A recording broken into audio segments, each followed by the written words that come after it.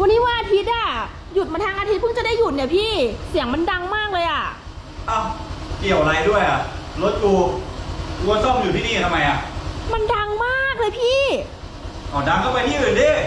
บ้านหนูอยู่นี่ให้ไปไหนเล่าพี่ฟังไม่เนี่ยพูดอยู่เนี่ยคนจะซ่อมรถด้วยพี่ก็ไปที่ร้านซ่อมดิก็ไปซ่อมที่ร้านดิมาซ่อมอะไรตรงนี้เกรงใจคนอื่นบ้างดิได้กูต้องซ่อมที่นี่ดิรู้ว่าพี่ซ่อมได้พี่ก็ไปซ่อมที่อื่นจะซ่อมที่อื่นได้ไงที่บ้านกูต้องซ่อมที่นี่ดิพี่นี่ก็บ้านหนูเหนื่อยมาทั้งอาทิตย์พี่รู้ไหมหนูรอวันนี้มาทั้งอาทิตย์อ่ะแล้วหนูนอนไม่ได้เนี่ยพี่ทำแบบนี้ได้ยังไงอ่ะของมึงดิเฮ้ยทำไมพูดจาแบบนี้อ่ะออกมาพูดดีๆแล้วนะพูดอย่างนี้ทำไมมีอะไรเฮ้ยพี่คนซ่อมรถด้วยกูจะใช้รถวันนี้หนูจะให้ซ่อมวันไหนเล่าหนูก็จะนอนวันนี้ไงถ้าหนูนอนวันไหนหนูก็หยุดวันเดียวเหมือนกันอ่ะพี่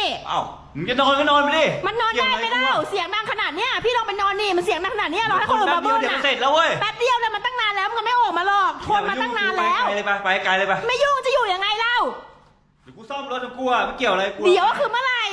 มันนานแล้วนะพี่รู้ตัวปะเนี่ยพี่ซ่อมนานขนาดนี้ไปร้านเถอะทำไม่เป็นก็ไปร้านทำเป็นด้วยทำเป็นไม่เสร็จนานแล้วหรือเปล่าฮะคิดดิออกไปเลยไปออกไปไหนอะไรคุยดีนะทำไมให้มันเบามันเบาลงหน่อยไม่ได้หรือไงล่ะอย่างมึงไม่ต้องคุยดีหรอกมาทำไมแล้วนี่ทำไปไกลๆตีนไปไหนจะให้ไปไหนล่ะเก่งไม่จริงอย่ามาตรงนี้ไปพี่เอารถมอเตอร์ไซค์พี่ไปที่ร้านเถอะบ้านกูจะไล่กูไปไหนนี่ก็บ้านหนูจะนอนให้ไปไหนเล่าไปไหนเรื่องมึงพูดจาอะไรแบบนี้วะเป็นผู้ชายปะเนี่ยฮะเห็นแก่ตัวใช่ไหมทำไมทำไมจะเอาปะล่ะจะเอาอะไรพี่อย่ามาตลกนะอย่าจะเข้ามานะคนละบ้านกันไปยุ่งอะไรเดี๋ยวดิออกไปอย่างจริงอย่ามันกวนตีนกูกวนตีนตรงไหนเล่าอะไรจะไปไหนอะไรเข้าไม่ได้ห้ามเข้าเราบอกอะไรเข้าไม่ได้เธอเข้าออกไปบ้าปะเนี่ยเฮ้ยอะไรไปซ่อมดีๆเอาไปซ่อมดีๆจะเอาไปซ่อมที่ร้านแป๊บเดียวก็เสร็จแล้วเรื่องกูทำไมก็จะนอนไงขอนอนได้ไหมล่ะฮะมึงจะหาเรื่องชาวบ้านทำไมเนี่ยฮะใครหาเรื่องใครกันแน่พูดจาดีๆนะอย่ามาตลกยุ่งแม่เป็นอะไรได้นะมึงอย่าให้เรียกรปภนะพี่ฮะเรียกเลยมึงไปเรียกเลยป่ะหูพี่เกรงใจคนอื่นบ้างดิฮะทำไมทำตัวแบบนี้เนี่ย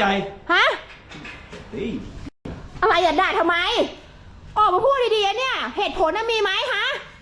ทำอะไรในวันอาทิตย์เนี่ยวันอื่นไม่ทำวะฮะ